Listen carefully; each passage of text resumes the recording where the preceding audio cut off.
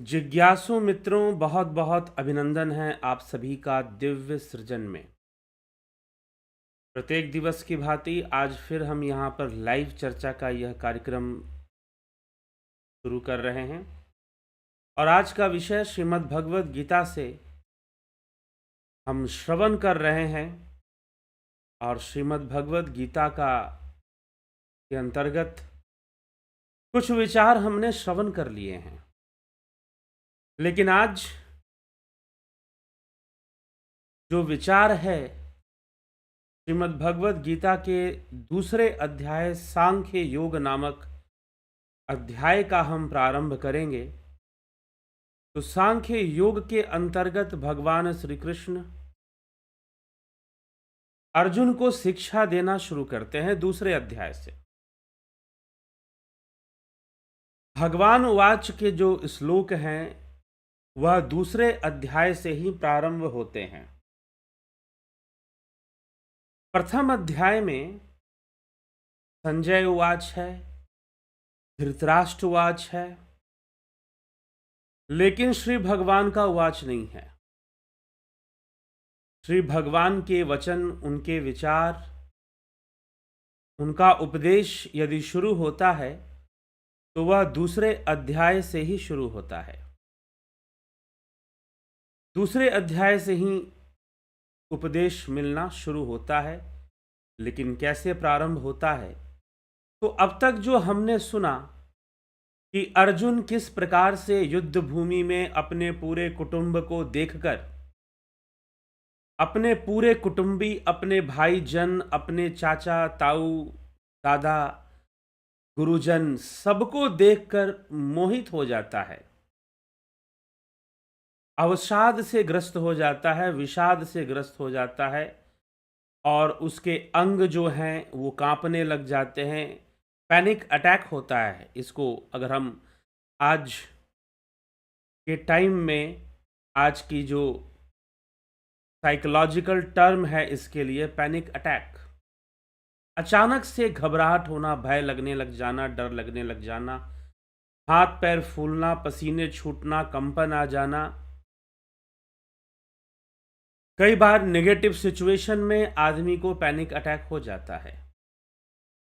अर्जुन को भी वैसे ही पैनिक अटैक हो रहा है, क्योंकि अर्जुन पहले तो उत्साह में कहता है कि हे कृष्ण, युद्ध भूमि के मध्य में मेरे रथ को ले चलिए, मैं देखना चाहता हूं। लेकिन जब देखता है तो मोह के वशीभूत हो जाता है कि अरे, मेरा पूरा परिवार जो है युद्ध भूमि में खड़ा है मरने के लिए, जीत कर भी मुझे कोई लाभ नहीं दिखाई देता, विजय प्राप्त कर कर भी मुझे कोई लाभ नजर नहीं आता। फिर मुझे क्या करना चाहिए? मैं यह युद्ध नहीं करूंगा। कुछ ऐसा ही निर्णय अर्जुन का है और यही बात वह भगवान श्री कृष्ण को कह रहा है और तर्कों के साथ कह रहा है, क्योंकि वो जानता है कि यदि मैं ऐसा कहूंगा तो कोई मेरा समर्थन तो नहीं करेगा। ना कृष्ण करेंगे, ना मेरे भाई करेंगे, भीम आदि, युधिष्ठिर, नकुल, सहदेव, ये भी मेरा समर्थन नहीं करेंगे और ना ही कृष्ण करेंगे। तो वो अपनी बातों को पाप पुण्य की बातें लेकर कि ये पाप है, ये पुण्य है, ऐसा करने से स्वर्ग की प्राप्ति होती है, ऐसा करने से नरक की प्राप्ति होती है, इन सभी तर्कों के साथ वह अपनी बात को भगवान श्री कृष्ण के समक्ष रखता है। वह यह भी कहता है कि युद्ध होने से, युद्ध के बाद स्त्रियां अनाथ हो जाती हैं, बच्चे अनाथ हो जाते हैं और फिर वर्ण संकर संतानों की उत्पत्ति होती है। ये सारा विचार किसका है? ये सारा विचार किसका है? एक बात ध्यान रखिएगा कि श्रीमद् भगवद गीता में जो भी लिखा है उसे आप भगवान कृष्ण का विचार नहीं कह सकते। यहां पर प्रथम अध्याय में और दूसरे अध्याय के प्रारंभ में भी पाप और पुण्य की जो बातें हैं, स्वर्ग और नरक आदि की जो बातें हैं, वह सब अर्जुन कह रहा है, मोहवश कह रहा है। वर्ण संकर संतान का जन्म लेने की चिंता भी अर्जुन को है, कृष्ण को नहीं है। क्योंकि श्री कृष्ण कर्म सिद्धांत में विश्वास करते हैं। इसीलिए व्यक्ति को अपने पुण्य से ही सुख की प्राप्ति होती है, कुल की प्राप्ति होती है। तो श्री कृष्ण के लिए समस्या नहीं है। इसीलिए श्रीमद् भगवत गीता का अध्ययन करें तो कोई भी बात गीता के नाम पर लेकर कह देने से उचित नहीं होगा। अभी कोई महानुभाव ऐसे ही ये वर्ण संकर वाली बात कह रहे थे, कुछ दिन पहले की बात है।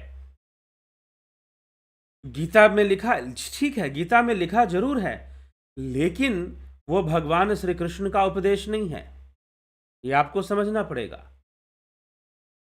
यह तो अर्जुन मोह के वश में आके कह रहा है। मोह के वश में अपनी बात को मनवाने के लिए वो तर्क दे रहा है, स्वयं में ही वो शास्त्रार्थ कर रहा है।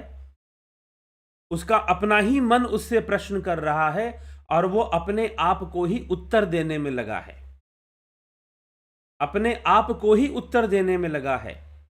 अब जो भी उसे ज्ञान था अध्यात्म का, शास्त्रों का, जीवन का, उस ज्ञान के आधार पर वह अपनी बातें भगवान श्री कृष्ण के समक्ष प्रस्तुत करता है, अपनी बातों को भगवान श्री कृष्ण के समक्ष रखता है, प्रस्तुत करता है। तो श्री कृष्ण उसकी बातों को सुनते हैं, आश्चर्यचकित होते हैं कि युद्ध भूमि में यहां खड़े होकर अब ये कैसी बातें कर रहा है। ऐसे मोड़ पर जहां पर युद्ध को टाले जाने की कोई संभावना है ही नहीं, अब ऐसी जगह पर आकर इस तरह के सोच रखना, इस तरह की विचारधारा, यह पाप है और यह पुण्य है, और ऐसा करने से ऐसे कर्मों का फल मिलेगा, वैसा करने से वैसे कर्मों का फल मिलेगा। अर्जुन के लिए चिंता का विषय है कि यह पाप है और यह पुण्य है। कृष्ण के लिए यह चिंता का विषय नहीं है। क्यों नहीं है? क्योंकि कृष्ण पाप और पुण्य के बीच का रास्ता चुनते हैं। ये ध्यान रखिएगा, कृष्ण पाप और पुण्य के मध्य का रास्ता चुनते हैं, मध्य का रास्ता बताने वाले हैं श्रीमद् भगवद गीता में, कि ना तो तू पाप के मोह में रह और ना ही पुण्य के मोह में, ना ही तू पाप के फल से भयभीत हो और ना ही पुण्य के फल से मोहित हो। दोनों ही इस संसार में बंधन ही है, पाप भी बंधन है और पुण्य भी बंधन है। इसलिए निष्काम होकर उचित कर्मों को करना ही सही है। किसी भी कर्म के फल के प्रति कोई आसक्ति ना हो, लेकिन करने योग्य जो भी कर्तव्य है, जो भी कर्म है, वो किया जाए, वो किया जाए। तो इसलिए हे अर्जुन, इस समय तेरे पास जो कर्तव्य है, तेरा जो कर्म है, वो तुझे करना चाहिए, बिना इस बात की चिंता किए कि पाप का फल क्या होगा और पुण्य का फल क्या होगा, पुण्य का क्या फल होगा। क्योंकि यह भी एक बहुत बड़ा मोह है। कई बार आदमी पुण्य इकट्ठा करने में कुछ अच्छा काम करता है और कई बार मान सम्मान एकत्र करने के लिए, दिखावे के लिए भी अच्छा काम करता है। उसे मिलता वैसे ही है जिसने जैसे किया है। यदि निष्काम भावना से किया है तभी उसे उचित फल की प्राप्ति हो सकती है, लेकिन ऐसा नहीं होना चाहिए कि वो फल में आसक्त हो। कृष्ण यही समझाएंगे।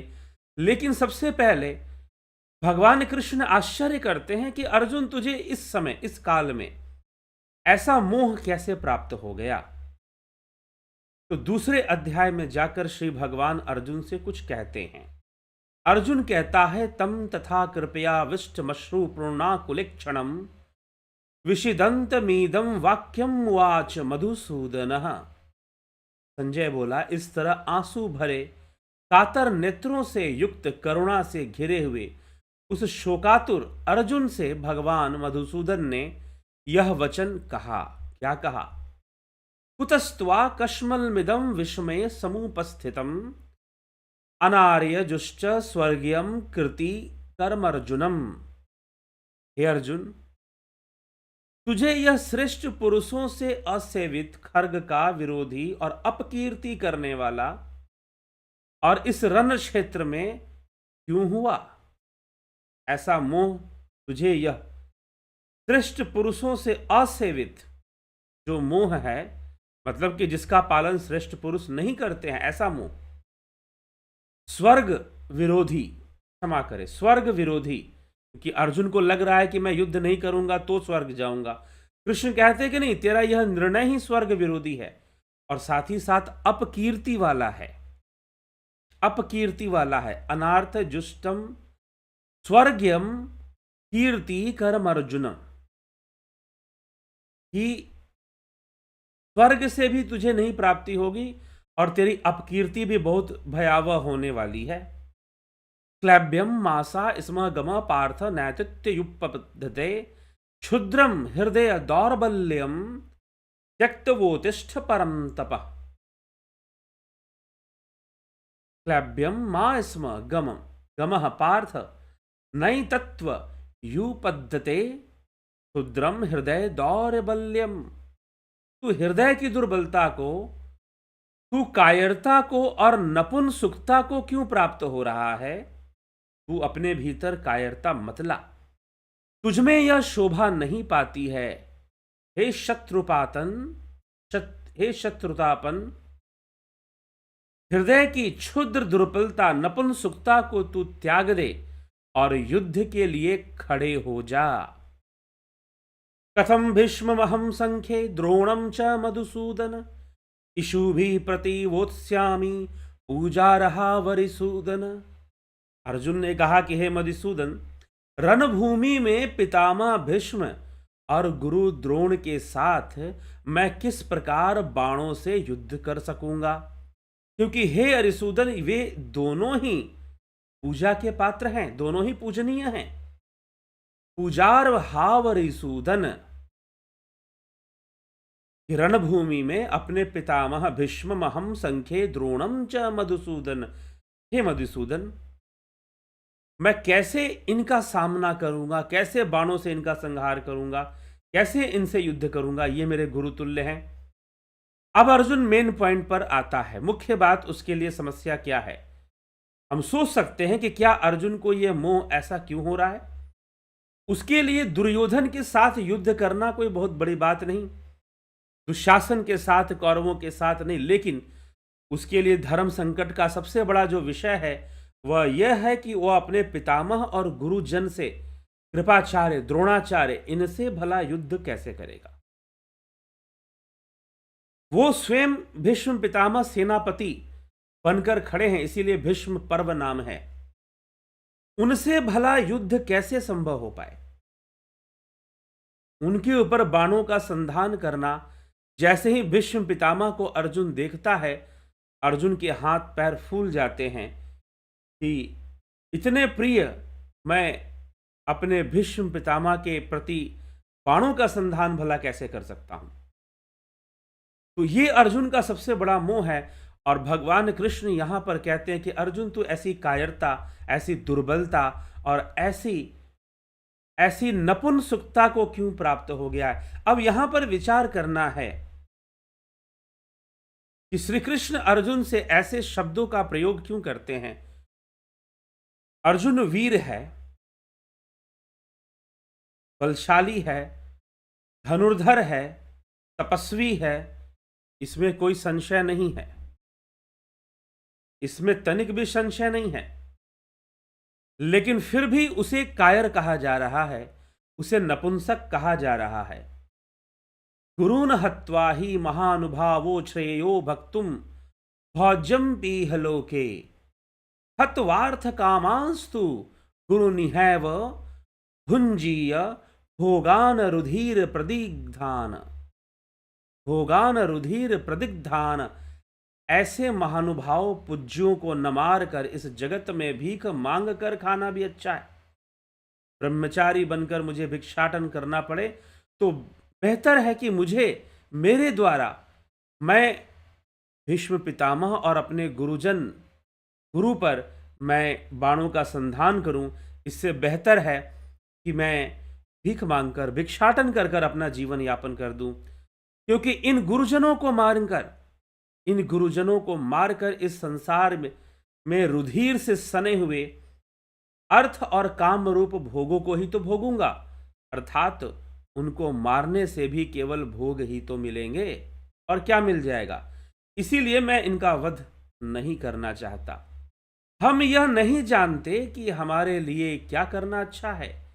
न चैत द्विद्धम कतरन्नो गरियो यद्वा जयेम यदि वान ज्वायेयु यानेव हत्वा न जीजी विषामस्ते अवस्थिता प्रमुखे धार्त राष्ट्रा।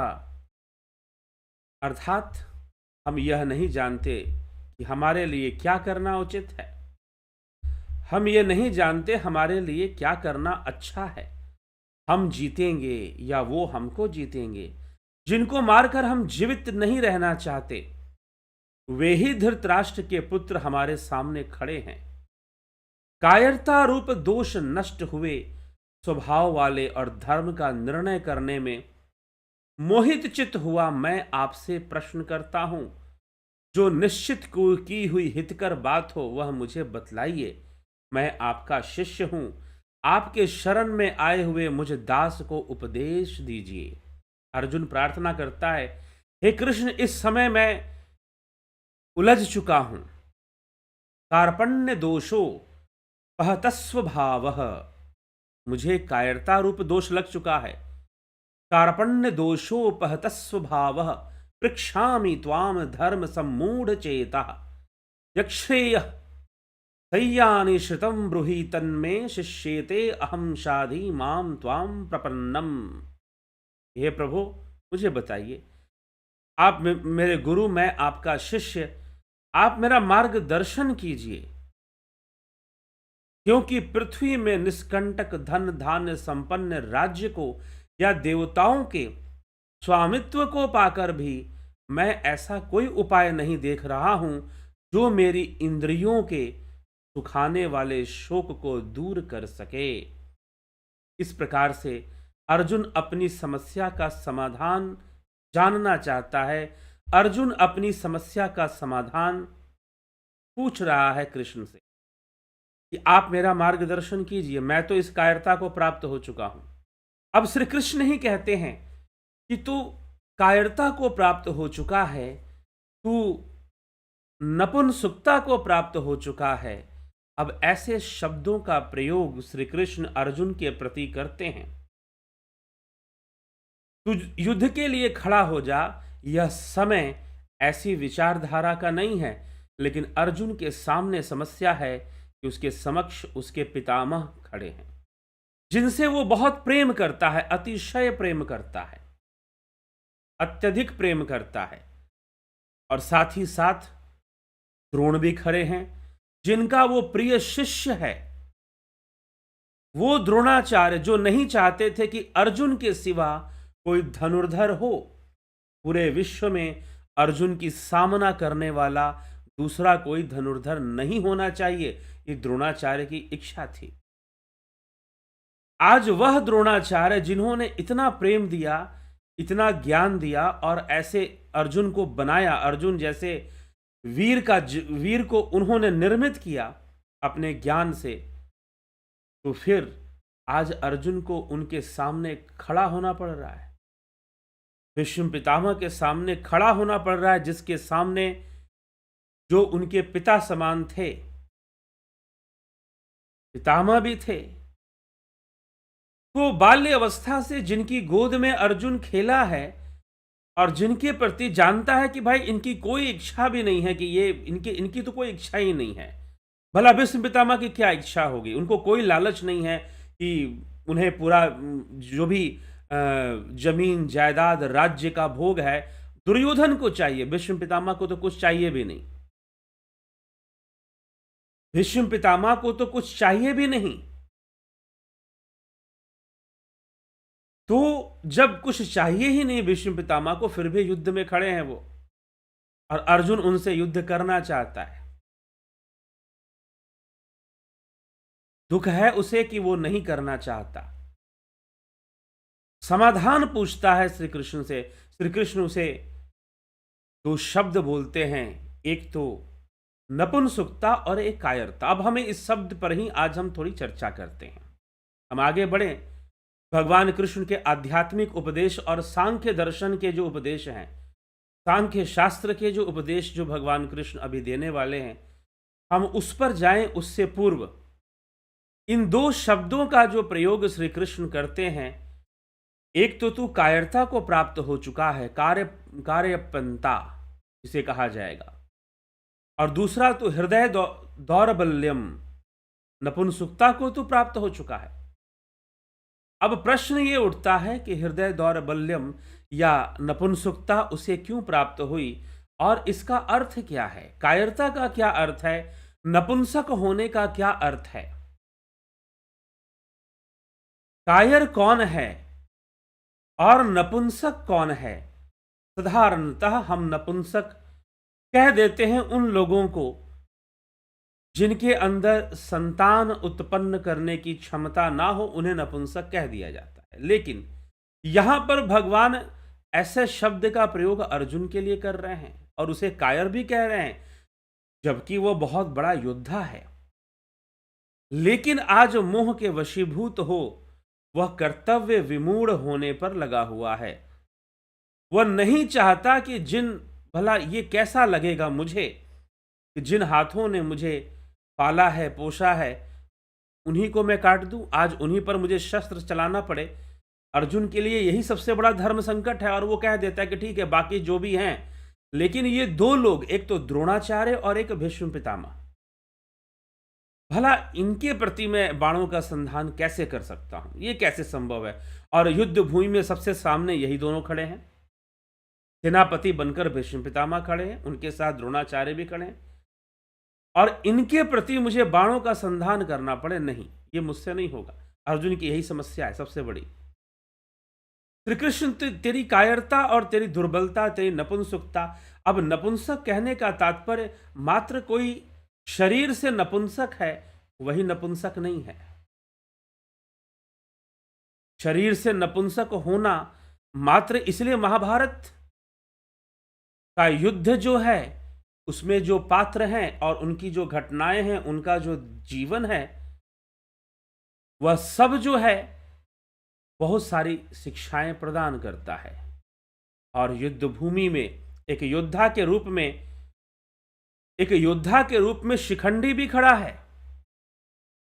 स्वयं अर्जुन एक समय पर नपुंसक बनकर अपना जीवन व्यतीत करता है, अज्ञातवास में 1 वर्ष के लिए नर्तकी का जीवन व्यतीत करता है, नपुंसक का जीवन व्यतीत करता है। जो शरीर से नपुंसक होते हैं, हम उनकी बात कर रहे हैं। लेकिन शरीर की नपुंसकता एक बस बाहरी नपुंसकता है, लेकिन जो मन की नपुंसकता है वह शरीर की नपुंसकता से भी ज्यादा खतरनाक है, क्योंकि मरणोपरांत तो शरीर नहीं रहेगा, मन रहेगा। मरणोपरांत शरीर नहीं रहेगा, मन तो फिर भी रहेगा। मन का अस्तित्व तो फिर भी बना ही रहेगा। तो उस समय फिर क्या करोगे? इसलिए इस नपुंसकता को त्याग दो। तो नपुंसकता कहने का अर्थ, दुर्बल कहने का अर्थ, या कायर कहने का अर्थ जो अर्जुन है नहीं, लेकिन भगवान ऐसे शब्दों का प्रयोग अर्जुन के लिए कर रहे हैं। क्यों कर रहे हैं? क्योंकि जनमानस भी इस ग्रंथ के माध्यम से समझ ले, मात्र शरीर से नपुंसक होना नपुंसकता नहीं होती। मात्र शरीर से नपुंसक होना नपुंसकता नहीं होती। अर्जुन की परीक्षा बहुत बड़ी है, इसमें कोई संशय नहीं है, इसमें कोई संशय नहीं है। पूरे पांडवों की ही परीक्षा हो रही है, क्योंकि परीक्षा उसी की होती है जो धर्म का साथ देता है। दुर्योधन को कोई फर्क नहीं पड़ता, क्योंकि उसे धर्म का साथ नहीं देना है, उसे सत्य का साथ नहीं देना है। वह आसुरी संपदा से संपन्न है और इधर पांडव देव संपदा से संपन्न है। कोई असुर, कोई राक्षस कहां से आएंगे? गीता में भगवान श्री कृष्ण यही तो 16वें अध्याय में समझाते हैं कि मनुष्य ही आसुरी और दैवीय संपदा को लेकर जन्म लेता है। अलग अलग लोग हैं, कुछ लोग देवीय संपदा को लेकर जन्म लेते हैं, कुछ लोग आसुरी संपदा को लेकर जन्म लेते हैं। तो जो आसुरी संपदा को लेकर जन्म लिए हैं, उन्हें तो ज्यादा फर्क नहीं पड़ेगा। अर्जुन को चिंता है पाप पुण्य कर्म की चिंता है, सामने गुरुजन है उनकी चिंता है, द्रोणाचार्य हैं, पितामह हैं, भीष्म हैं, उनकी चिंता है कि मैं इनके प्रति भला युद्ध कैसे कर सकता हूं। ठीक है, लेकिन यही तो उसके परीक्षा की घड़ी है, यही तो उसकी वीरता की घड़ी है। अर्जुन, महावीर अर्जुन, जिसने अपने तपोबल से भगवान शिव को भी प्रसन्न कर कर पशुपास्त्र प्राप्त कर लिया, ब्रह्मास्त्र को भी प्राप्त कर लिया, अनेक दिव्यास्त्र प्राप्त कर लिए, महान तपस्वी अर्जुन आज हार रहा है, अपने मन से हार रहा है। उसकी वीरता को चुनौती है, उसके शारीरिक बल को चुनौती नहीं है, उसकी एकाग्रता के बल को भी चुनौती नहीं है, लेकिन उसके मानसिक बल को चुनौती मिल रही है। क्या लड़ पाएगा इस मोह से? शत्रुओं से तो तू लड़ लेगा, शत्रुओं से लड़ लेगा, क्या अपनों से लड़ पाएगा? महाभारत का युद्ध कोई धनुष बाण का ही युद्ध नहीं है। महाभारत का युद्ध मन से लड़े जाने वाला युद्ध है, जो अर्जुन को लड़ना है। ठीक है, अर्जुन हर जगह वीर साबित होता है, आज तक जितने भी युद्ध हुए उसमें सब जगह उसने अपनी वीरता का प्रदर्शन किया। सब जानते हैं, कौरवों की सेना में अगर सबसे बड़ी चिंता है तो बस अर्जुन की ही चिंता है। धृतराष्ट्र भी को भी चिंता है तो बस एक ही व्यक्ति की चिंता है, यह अर्जुन। इसके पास जितनी शक्तियां हैं, इसके पास जो ज्ञान है, उसके बल पर यह अकेला ही कौरवों को परास्त कर सकता है। यह धृतराष्ट्र भी जानते थे, अकेला ही यह सामर्थ्यवान है सबको हरा देने में, पराजित कर देने में। लेकिन फिर भी अर्जुन, यहां पर अर्जुन के लिए समस्या है, अपने मन की लड़ाई की समस्या है, और वो मन से हार रहा है, मन से पराजित हो रहा है। इसलिए नपुंसकता मात्र शरीर से नपुंसक हो जाने से कोई नपुंसक नहीं, क्योंकि पांडवों के सेना में शारीरिक रूप से एक नपुंसक भी योद्धा बनकर खड़ा है। इसीलिए बहुत सारी शिक्षाएं और हमें देशनाएं मिल जाती हैं, वहां पर शरीर से नपुंसक भी तो एक खड़ा है युद्ध भूमि में, पांडवों के पक्ष में। श्री कृष्ण कहते हैं कि असली नपुंसक तो अर्जुन तू है इस समय, वास्तव में नपुंसकता तेरे अंदर आ चुकी है। भगवान कृष्ण नपुंसक होने का अर्थ समझा रहे हैं, कायर होने का अर्थ समझा रहे हैं। अर्जुन के माध्यम से कायरता किसे कहते हैं, नपुंसकता किसे कहते हैं? क्या तुम धर्म के मार्ग पर चलते हुए धर्म को सर्वोपरि बना सकते हो? अब चाहे तुम्हारे सर्वप्रिय जन ही तुम्हारे सामने क्यों ना आ जाए, सबसे प्रिय व्यक्ति ही तुम्हारे सामने क्यों ना आ जाए, तुम्हें बस धर्म की पालना करनी है, मोह का त्याग करना है, तुम्हें धर्म के रास्ते पर रहना है, सत्य के रास्ते पर बने रहना है, सत्य के रास्ते पर टिके रहना है। इसी से तुम्हें स्वर्ग की प्राप्ति है, इसी से तुम्हें मोक्ष की प्राप्ति है। तुम्हें उसका त्याग नहीं करना है, यह योग है। श्री कृष्ण आगे समझाते हैं, यह योग है, इसलिए अर्जुन तू योगी बन जा। तो पहले तो अर्जुन को डांट पड़ती है, फटकार पड़ती है कि तू कायर हो चुका है, तू नपुंसक हो चुका है। श्री कृष्ण नपुंसकता का असली अर्थ बताने में लगे हुए हैं। हम भी विचार करें अपने जीवन में कि क्या हम धर्म का निर्णय कर सकते हैं? सबसे बड़ा निर्णय धर्म का निर्णय होता है, ये ध्यान रखिएगा।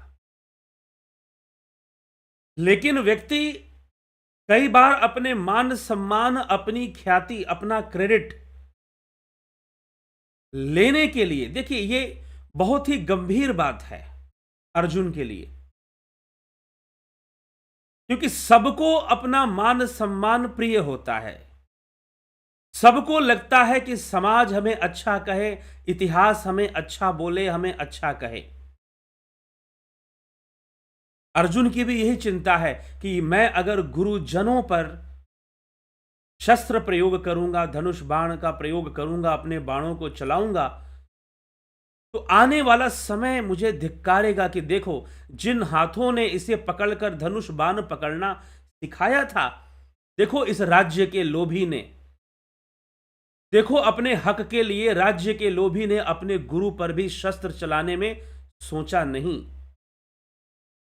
देखो जिन हाथों ने इसे अपने गोद में उठाकर खिलाया था, पाला पोसा था, पिता की मृत्यु हो जाने के बाद जिसने पिता और पितामह सबकी कमी दूर की थी, वो भीष्म पितामह सामने खड़े हैं। वो स्वयं भी गुरु समान हैं, स्वयं भी महान धनुर्धर हैं। वो गुरु भी हैं, पिता भी हैं, पितामह भी हैं, सब कुछ है अर्जुन के लिए भीष्म पितामह। लेकिन क्या अर्जुन युद्ध कर पाएगा आज? क्या लड़ पाएगा?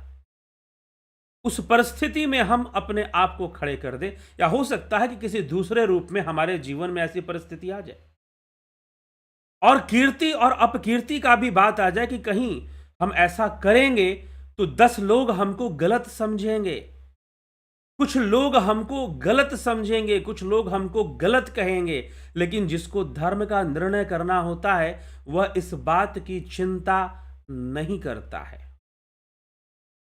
ध्यान रखिएगा, यही गीता का उपदेश है। ना कीर्ति की चिंता करता है, ना अपकीर्ति की चिंता करता है। यह सब मोह के वशीभूत है। लोग क्या कहेंगे, लोग क्या नहीं कहेंगे, जो धर्म युक्त है वो निर्णय ले ही लेना चाहिए, भले ही अपयश की प्राप्ति हो। क्योंकि वर्तमान में अगर अपयश हुआ भी, समय बदलेगा तो आने वाला समय बता देगा कि व्यक्ति ने सही निर्णय लिया था या गलत निर्णय लिया था, सही निर्णय लिया था या गलत निर्णय लिया था, वो समय बता देगा। इसकी चिंता करने की आवश्यकता नहीं है, इसकी चिंता करने की आवश्यकता नहीं है कि क्या अपकीर्ति होगी या कीर्ति होगी। अर्जुन को चिंता है, बहुत चिंता है कि मुझे तो अपकीर्ति होगी, लोग, मेरा इतिहास कैसे लिखा जाएगा भाई कि मैंने अपने ही गुरु की हत्या कर दी, उन्हीं पर शस्त्र प्रयोग कर दिया। बहुत तरह की बातें अर्जुन के मन में है। इसीलिए भगवान कृष्ण उसे योग की शिक्षा देना शुरू करते हैं, योग की दीक्षा देते हैं। कहते हैं, सुख दुखे समय कृत्वा लाभा लाभो जया जयो, सुख दुख लाभ हानि जय पराजय, यश अपयश कीर्ति अपकीर्ति, इन सब में सम हो जाओ। समभाव होकर अर्जुन युद्ध करो। समभाव होकर युद्ध के पहले तो सबको जोश दिलाया जाता है कि जोश आ जाए योद्धाओं के अंदर और वो युद्ध करे, लेकिन अर्जुन की परिस्थिति अलग है, अर्जुन की स्थिति अलग है। और कृष्ण अर्जुन को क्या जोश दिलाएंगे, वो तो उसे समझाने में लगे हुए हैं, योग।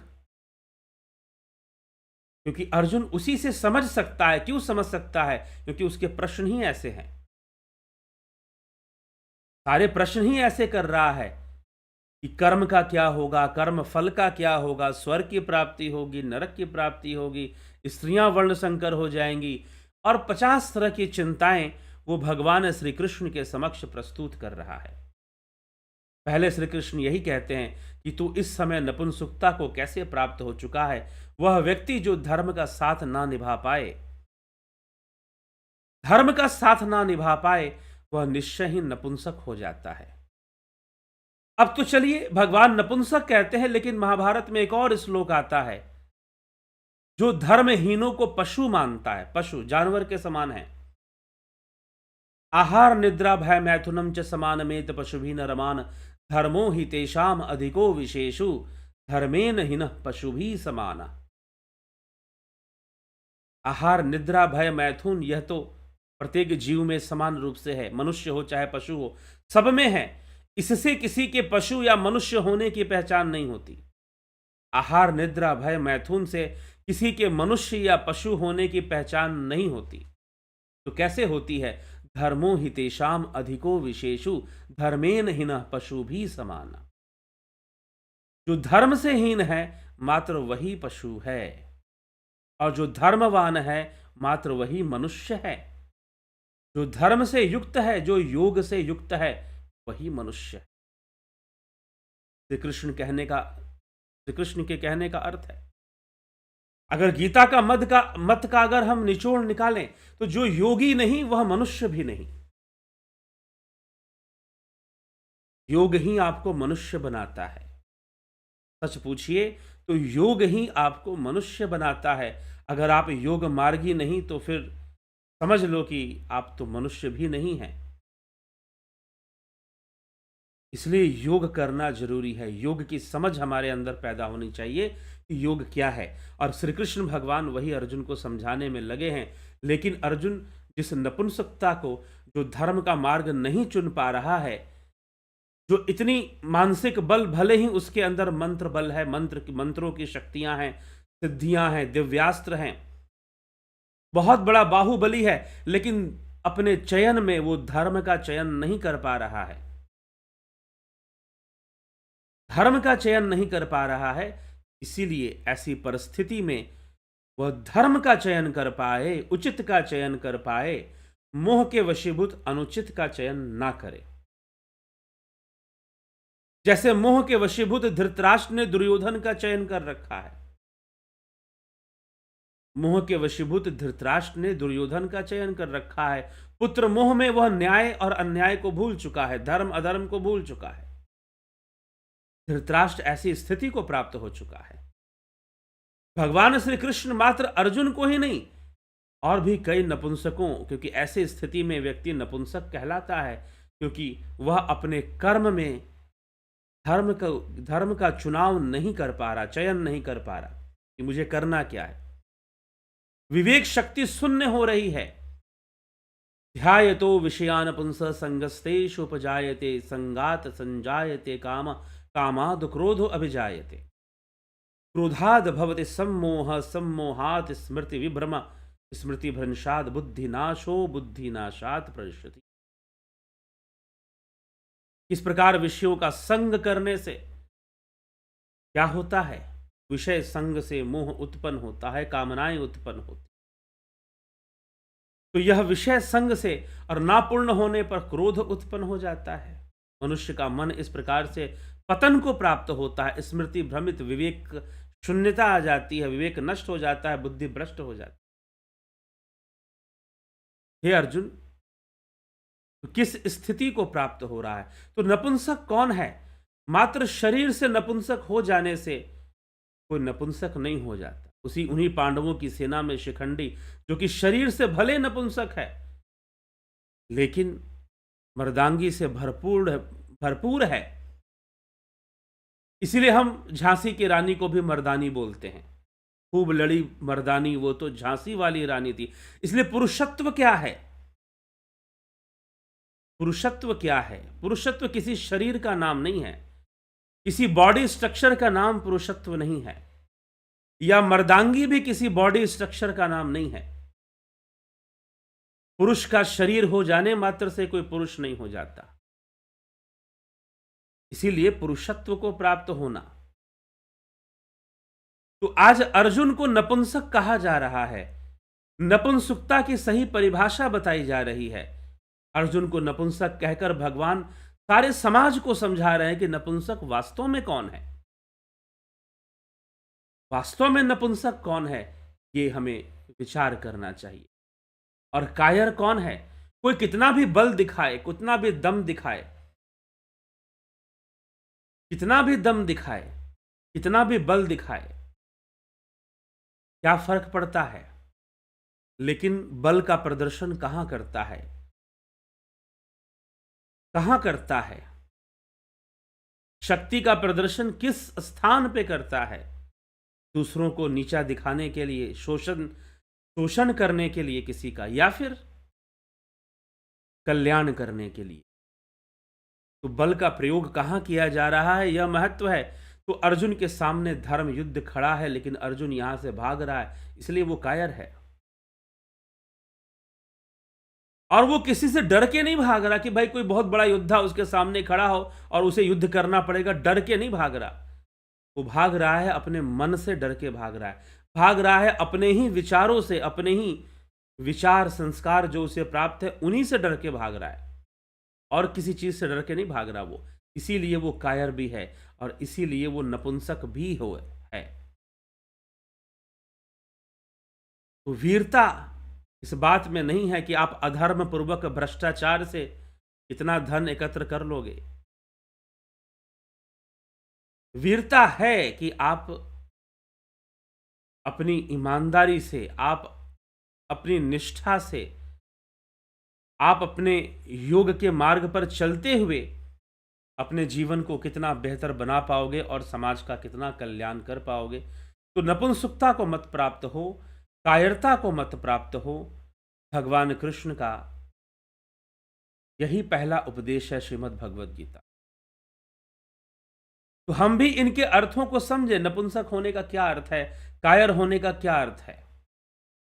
यहां अर्जुन के लिए, अर्जुन जैसी परिस्थिति में अगर हम भी पीछे भागते हैं तो निश्चय ही हम कायर भी हैं और हम नपुंसक भी।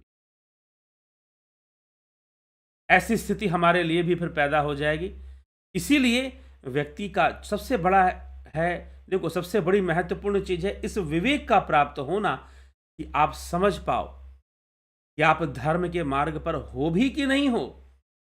कई बार आदमी प्रतिस्पर्धा में, कंपटीशन में या दिखावे में, प्रदर्शन में धर्म का मार्ग से गिर जाता है। उसे पता ही नहीं चलता कि वो धर्म के मार्ग से कब गिर गया, वह कब धर्म के मार्ग से गिर गया, कब सत्य के मार्ग से वो पतित हो गया, यह पता ही नहीं चल पाता। सबसे बड़ी समस्या यह है। और ना पता चले तो फिर क्या होगा। अर्जुन की भी यही स्थिति है। इसलिए भगवान उसे समझाना चाहते हैं और उसे कायर कहकर, नपुंसक कहकर उसे संबोधित करते हैं। हमें समझ लेना चाहिए कि यहाँ पर कायरता का क्या अर्थ है, यहाँ पर नपुंसकता का क्या अर्थ है। कायरता का ये अर्थ नहीं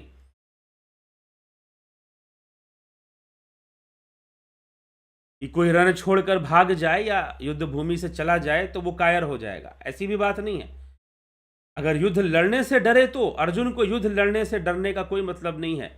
वो युद्ध का सामना करने के लिए तैयार है, संधान, शस्त्रों का संधान करने के लिए भी तैयार है। लेकिन उसके लिए समस्या ये है कि जब वो अपने भीष्म पितामह के सामने खड़ा होगा तो उनसे नजरें कैसे मिलाएगा और कैसे बाणों का संधान करेगा। जब वो अपने गुरु द्रोणाचार्य के सामने खड़ा होगा और उनसे नजरें मिल गई तो कैसे उसके बाद वो धनुष बाण का प्रयोग कर पाएगा। उसके लिए तो भारी समस्या हो जाएगी। लेकिन कुछ भी हो, उसे धर्म की पालना तो करनी है। इसलिए मोह के वशीभूत हो, ऐसी स्थिति को प्राप्त होने के कारण भगवान श्री कृष्ण उसे कायर बोलते हैं। और वो प्रश्न भी करता है कि मेरी कायरता नष्ट हो जाए, ऐसा मैं क्या करूं, आप मुझे उपदेश कीजिए। और यहीं से भगवान श्री कृष्ण का उपदेश शुरू होता है। तो जिज्ञासुओं, आज का यही विशेष बिंदु है कि वास्तविक कायरता या वास्तविक नपुंसकता का क्या अर्थ है। किसे हम नपुंसक माने, किसे हम कायर माने। चलिए, अगर आप शारीरिक दुर्बलता नपुंसकता को कहेंगे तो अर्जुन तो ऐसा नहीं है, फिर उसे नपुंसक क्यों कहा जा रहा है। फिर भी उसे नपुंसक कहा जा रहा है, क्यों कहा जा रहा है। क्योंकि गलत स्थान पर विपरीत विचारधारा, उसे महाभारत के युद्ध में उसे युद्ध करना था, लेकिन विपरीत विचारधारा उसे आ रही है जो कि इस समय नहीं आनी चाहिए। इसीलिए भगवान उसे कायरता और नपुंसकता से जोड़कर उसका परिचय दे रहे हैं, उसे कह रहे हैं, उसे समझा रहे हैं। तो यह सब हमें विचारपूर्वक समझना चाहिए कि वास्तविक कायरता क्या है, वास्तविक नपुंसकता क्या है। मात्र शरीर से कायर हो जाना ही या शरीर से नपुंसक हो जाना ही नपुंसकता नहीं है। तो चलिए, इसी के साथ गीता के इस व्याख्यान को, श्रीमद् भगवद गीता के इस व्याख्यान को विराम देते हैं और कल फिर आगे बढ़ते हुए क्रम में भगवान कृष्ण क्या उपदेश देते हैं उसको भी हम सुनेंगे। देखते हैं कौन कौन महानुभाव आज उपस्थित है। नरसाराम जी, नवज्योति नाथ जी, जगत नारायण जी, राजू पाल जी, शंकर प्रसाद, निशांत,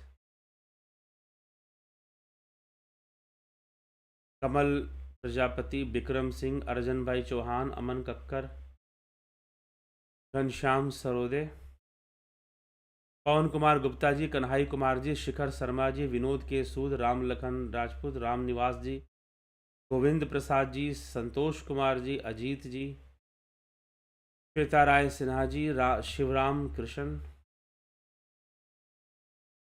रामविलास जी, राकेश मराठे, अनिल कुमार, पिंटू वासवा, उषा श्रीवास्तव, अजय नागरे, शिखर शर्मा, सोमू, श्वेता कुमारी, रतन सिंह,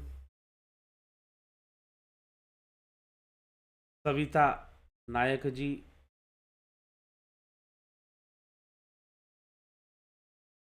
भीखू कुचाड़िया जी, माधुरी कोल्हे, घनश्याम मौर्य, जलाराम रायका, बिमला शाह जी, राहुल तिवारी जी, निशांत,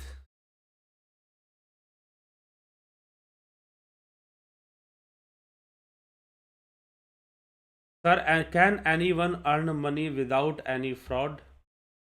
100% रियल? यस। क्यों नहीं कमा सकता भाई? कोई व्यक्ति बिना फ्रॉड किए क्यों धन नहीं कमा सकता? बिल्कुल हाँ, अब उसकी इच्छा ही बहुत अधिक हो तो बात अलग है, अपनी डिजायर्स के लिए वो कुछ और करे। बाकी जो भी मेहनत कर रहा है उसका अधिकार बनता है कि मेहनत का तो वो अपना शुल्क ले। अगर वो मेहनत कर रहा है जिसमें कि उसका मेहनत लग रहा है, वो उसका अधिकार बनता है कि वो मेहनत का शुल्क ले। एक व्यापारी भी है, अगर हमारे घर के पास दुकान खोलकर हमें सामान बेच रहा है तो वो कहीं से लेके आ रहा है, तो ये उसका अधिकार बनता है कि वो वस्तु में वो वहां से आने का भी शुल्क जो खर्चा हुआ वो उसमें जोड़ दे, और अपना जो मेहनत का जो अंश है उसका भी वो उस कीमत में जोड़ सकता है और वो नई कीमत लगाकर उसको बेच सकता है। इसमें कोई फ्रॉड नहीं है। ठीक। हाँ, कोई अगर गलत तरीके से कुछ प्रेजेंट करता है, गलत ढंग से प्रस्तुत करता है और गलत तरीके से सामने चीजों को ले आता है और उसका अपना भी नहीं है कुछ, तो कुछ चीजों में हम फ्रॉड कह सकते हैं, कुछ विषयों में हम उसको फ्रॉड कह सकते हैं। ये निर्भर करता है कि कौन व्यक्ति कैसा कर्म कर रहा है और उसे खुद का क्या अनुभव है, खुद का उसके ज्ञान का स्तर क्या है। ठीक। तो यह भी समझना पड़ेगा। तो फ्रॉड 100% फ्रॉड या 50% फ्रॉड, बिना कोई फ्रॉड किए धन कमा सकता है? नहीं, बहुत लोग कमा रहे हैं, अच्छे से कमा रहे हैं, ऐसी बात नहीं है। बिना फ्रॉड किए फ्रॉड तब हो जाता है जब लोग कहते हैं ऐसे। अब मैं एक एग्जांपल देता हूं, अब निशांत जी ने विषय थोड़ा छेड़ा है तो जाना पड़ता है ऐसे विषयों पर। तो फिर ऐसे भी लोग मिलते हैं, कहते कुछ हैं करते कुछ हैं, बोलेंगे सब फ्री है सब फ्री है। अरे हम तो कुछ व्यापार ही नहीं करते भैया, हम तो बिजनेस करते ही नहीं है। मैंने ऐसे, अब मुझे बोलना पड़ता है, मुझे खुद भी अच्छा नहीं लगता है, मैं सही बताऊं। धर्म के मार्ग में ऐसी ऐसी धार्मिक संस्थाएं जो बोलती हैं कि अरे हम तो व्यापार करते ही नहीं हैं, हम तो किसी तरह का बिजनेस करते ही नहीं हैं, हम तो सारा चीजें निःशुल्क देते हैं, हम तो सब वो करते हैं। और फिर बाद में पता चलता है, समय बीतता है और पता चलता है कि वो बिजनेस भी करते हैं, पता चलता है कि वो शुल्क भी लेते हैं, फिर भी वो अपने मंच से भाषण देते हैं कि हम बिजनेस नहीं कर रहे हैं। पता चलता है कि वो बिजनेस भी कर रहे हैं, वो कपड़े भी बेच रहे हैं, वो गेहूं भी बेच रहे हैं, चावल भी बेच रहे हैं, तेल भी बेच रहे हैं, साबुन भी बेच रहे हैं, सब बेच रहे हैं, यहां तक कि प्रॉपर्टी का भी बिजनेस कर रहे हैं। मैं अब तो मैं नहीं जाता किसी संस्था वंस्था में, लेकिन कुछ संस्थाओं में मैं ऐसा भी गया जहां पर प्रॉपर्टी का भी बिजनेस हो रहा है। उन्होंने क्या किया? प्लॉट खरीद लिया। फॉलोअर है गुरु जी के बहुत, तो प्लॉट खरीद लिया संस्था ने, एक धार्मिक संस्था की बात बता रहा हूं। प्लॉट खरीद लिया, जमीन खरीद लिया और प्लॉटिंग कर कर बेचना शुरू कर दिया और अपने ही लोगों को बेचना शुरू कर दिया। भाई यहाँ पर आप ज़मीन ले लीजिए, खरीद लीजिए, यहाँ पर एक कॉलोनी बनेगी और वो एक गुरु आश्रम की तरह आप लोग रहेंगे। जबकि वो जो जगह थी वो ऐसी जगह नहीं थी कि वहां पर लोग जाकर बसें, लेकिन गुरु जी के नाम पर लोगों ने प्लॉटें खरीद ली, गुरु जी के नाम पर लोग वहां अब बसेंगे।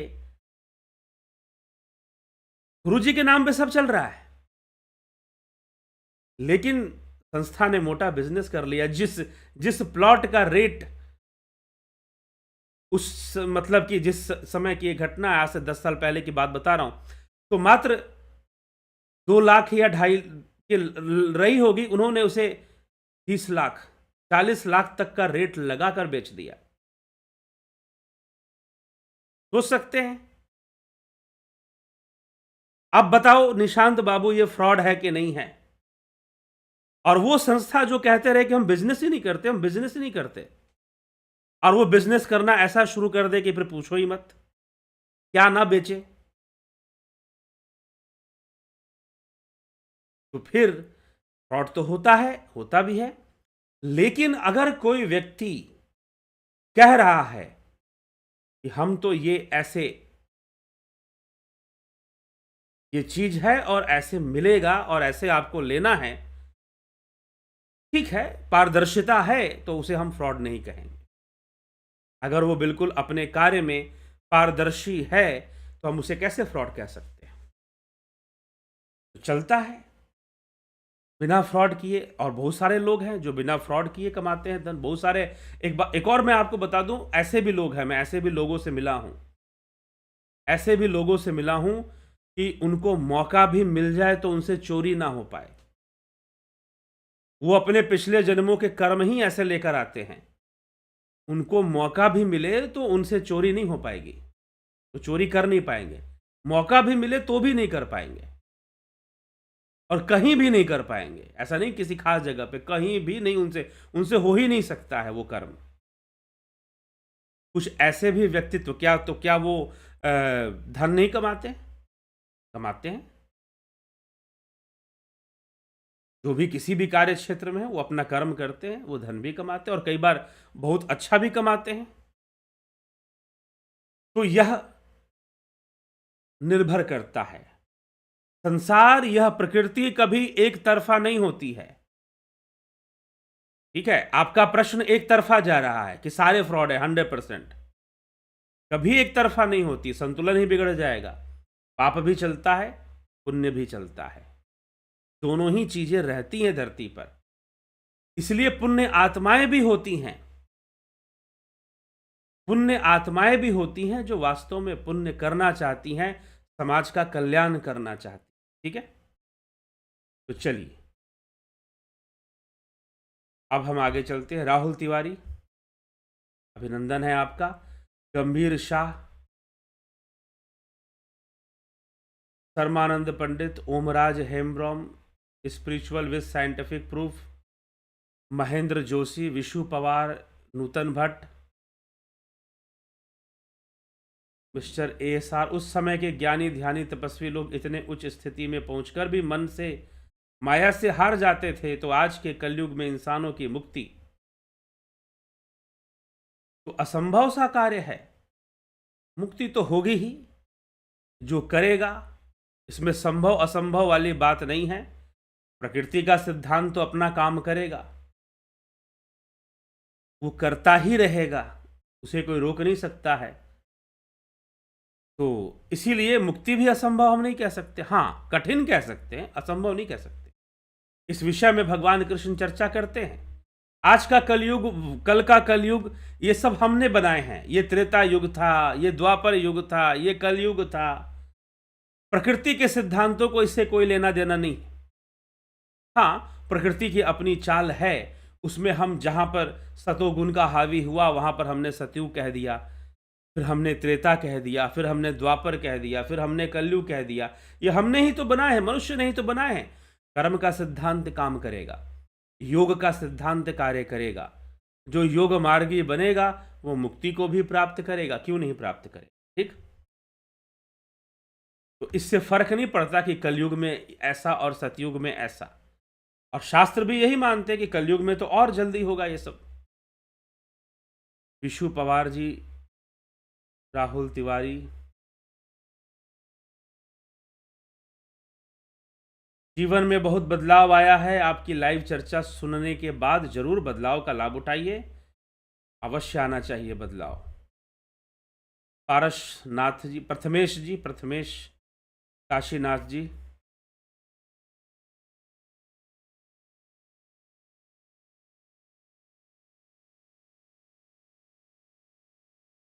Can money be earn by online sources like app development, translator, data entry. अब आप किस उद्देश्य से क्या काम कर रहे हैं, डाटा एंट्री, वेबसाइट, ट्रांसलेटर, इसमें क्या फ्रॉड है। अगर आप किसी को कुछ गलत नहीं कर रहे हैं, गलत नहीं दे रहे हैं, तो हाँ, अगर आप कुछ गलत दे रहे हैं, फेक कर रहे हैं, तो निश्चय ही उसको फ्रॉड कहा जाएगा। नहीं कर रहे हैं तो क्यों फ्रॉड कहा जाएगा। आप अपना काम कीजिए।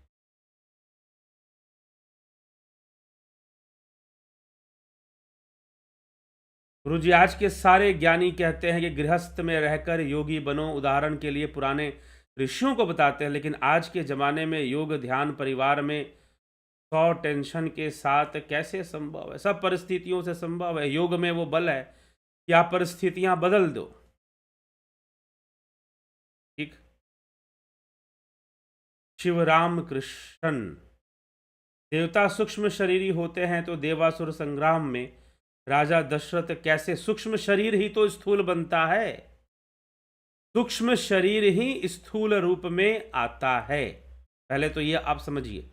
अब देवासुर संग्राम में राजा दशरथ कैसे भाग लिया, आदि मुझके कृपा, बिल्कुल भाग लिए। किस रूप में भाग लिए, स्थूल रूप में भाग लिए। लड़ाई कौन कर रहा है, सूक्ष्म ही कर रहा है, फिर भी भले ही स्थूल उसका माध्यम बन रहा है। युद्ध तो हमेशा, अब यही तो श्री कृष्ण भगवान जब देवासुर संपद योग नामक जो अध्याय है उसमें क्या समझाया गया, यही तो समझाया गया है। यहां पर भी तो देवासुर संग्राम चल रहा है। महाभारत में भी दुर्योधन का पक्ष असुरों का पक्ष है, अर्जुन का पक्ष पांडवों का पक्ष देवताओं का पक्ष है। यहां भी वही चल रहा है। ठीक, तो यदि कोई राक्षस बहुत बलशाली हो गया, प्रकृति को बहुत नुकसान पहुंचाने लगा, मन मर्जी का कार्य करने लगा, तो ऋषि मुनि सब मिलकर फिर उनका सामना करने के लिए ऐसे राजाओं को, ऐसे वीरों को खड़ा करते हैं कि भाई इन असुरों का सामना करो और देवताओं की रक्षा करो। देवताओं की रक्षा, यह देवता तुम्हारा साथ देंगे यदि तुम उनके लिए कार्य करो, प्रकृति के लिए कार्य करो। यह सबसे बड़ी देवी प्रकृति स्वयं है, प्रकृति के अंग हैं। तो देवता कौन है, वो संपूर्ण शक्ति जो हमें जीवन प्रदान कर रही है, वो सब देवता ही हैं। उनको जो नुकसान पहुंचा रहा है, पर्यावरण को नुकसान। अब आप का भी कथा पढ़िए। अब रावण चाहता है कि, रावण अगर ऋषियों को कष्ट पहुंचाना चाहता है तो रावण क्या करता है, रावण वन को नष्ट करता है, प्रकृति को क्षति पहुंचाता है, रावण यज्ञ को क्षति पहुंचाता है, ब्राह्मणों की हत्याएं करवाता है, गौ को हत्या, गाय की हत्या क्यों करवा रहा है भाई रावण, क्योंकि उसे पता है इससे दैवीय शक्ति कमजोर होगी, प्रकृति को कितना नुकसान पहुंचा सकता है, वो कर रहा है वो। तो यह सब आसुरी प्रवृत्ति हो जाती है फिर। ठीक, तो यह देवासुर संग्राम तो चलता ही है, बिल्कुल चलता है।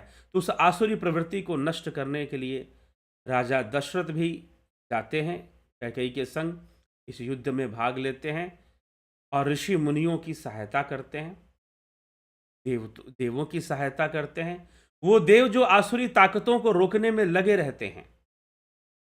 जी हाँ, प्रकृति के अंदर ऐसी शक्तियां काम करती रहती हैं जो आसुरी ताकतों को रोकने में लगी रहती हैं।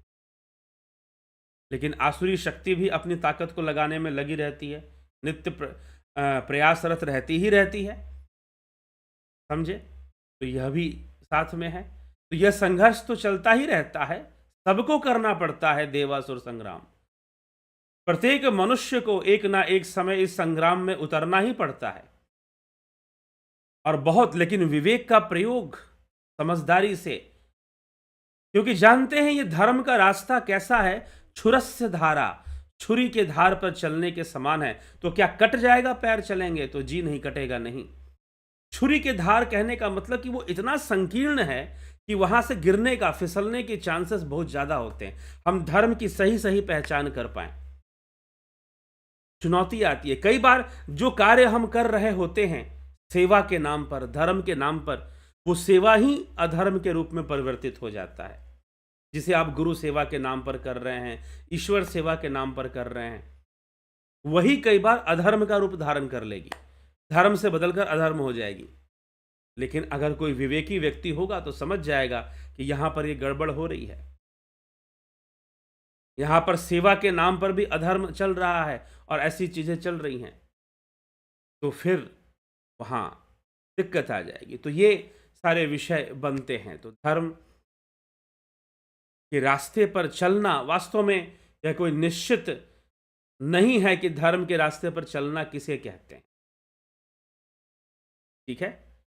तो इसीलिए धर्म के मार्ग पर चलना यह बहुत ही विवेक का विषय है, बहुत विवेक। इसीलिए भगवान कृष्ण यहां पर नपुंसक, कायर, ये सब शब्द का प्रयोग कर रहे हैं। यह बहुत ही विवेक का विषय है कि हम सही सही धर्म का निर्णय ले सके। और इसमें जो भगवान कृष्ण है वो धर्म धुरंधर हैं। कृष्ण ही एक ऐसा चरित्र है जो इस बात की कोई चिंता नहीं करते कि यश मिलेगा या अपयश मिलेगा, कीर्ति होगी या अपकीर्ति होगी। यह कार्य इस समय करना उचित है तो उचित है, यह करना चाहिए, भले वो देखने में अच्छा ना लग रहा हो। ऐसी परिस्थितियां बन सकती हैं कई बार जीवन में कि कोई कार्य देखने में अच्छा ना लग रहा हो, ऐसा प्रतीत हो रहा हो कि भाई ऐसा करने से तो लोग गलत समझेंगे, ऐसा करने से तो लोग बुरा समझेंगे, लेकिन हो सकता है कि वो सही हो। यह व्यक्ति के अपना अपने व्यक्ति का निर्णय और अपने अपने विवेक की व्यवस्था है। वह क्या सोचकर कर्म कर रहा है, कैसे कर्म कर रहा है, यह सब उसकी अपनी अपनी सोच है, अपनी अपनी जैसी उसकी समझ है वैसा निर्णय वो लेगा। लेकिन उसे चिंता नहीं करना चाहिए कि कीर्ति मिलेगी, अपकीर्ति मिलेगी, यश मिलेगा, अपयश मिलेगा। जो उचित है उस मार्ग पर उसे चलना चाहिए और कष्टों को सहते हुए चलना चाहिए, कोई भी कष्ट सामने आए। चलिए मनीष यादव जी, ध्यान कब करना चाहिए, किसका ध्यान करना चाहिए, कितनी देर करना चाहिए? कोर्स ज्वाइन कर लीजिए।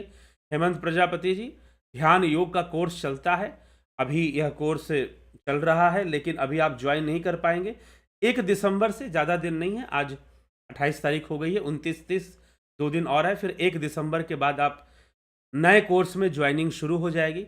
आप ज्वाइन कर सकते हैं। ध्यान योग विधि पूर्वक सीखिए, शास्त्र सम्मत तरीके से जो ध्यान योग है उसको सीखिए, जानिए और उसका अभ्यास कीजिए, ठीक है।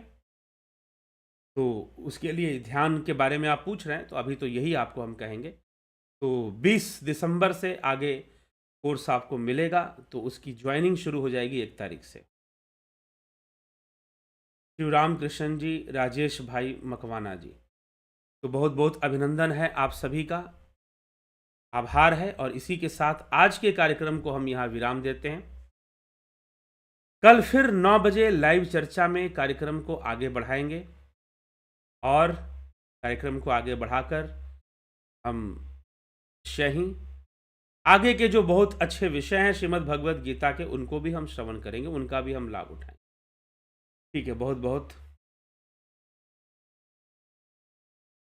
आभार है आप सभी का, ठीक। तो इसी के साथ हम विराम देते हैं। शबीर भाई कह रहे हैं, वाह गुरु बनने के काबिल हो पर अभी गुरु नहीं बन सकते। तो कोई बनने का शौक नहीं है कि आप मुझे गुरु बोले, बस मैं जो जानता हूँ बता रहा हूँ। और मैं समाज में कोई ऐसा वेश धारण करके भी नहीं रहता कि कोई मुझे गुरु कहे, ठीक है। तो यह विषय है, इसलिए शबीर जी बहुत ही अच्छी बात है। ये कोई कमेंट का विषय नहीं है। आप रिपोर्ट कार्ड दीजिए, जो आपसे लेंगे उनको दीजिए, ठीक है, व्यर्थ की बातें हैं। चलो ठीक है, शिवराम कृष्ण जी, हेमंत प्रजापति जी,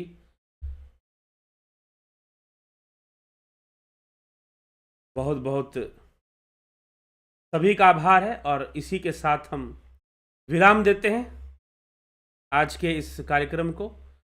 कल फिर मिलते हैं लाइव चर्चा में 9 PM पर। श्रीमद् भगवद गीता में बहुत सारे विषय हैं। आगे के विषयों को लेकर हम चर्चा को आगे बढ़ाएंगे। आगे के विषय अभी बहुत महत्वपूर्ण महत्वपूर्ण गहरी बातें हैं।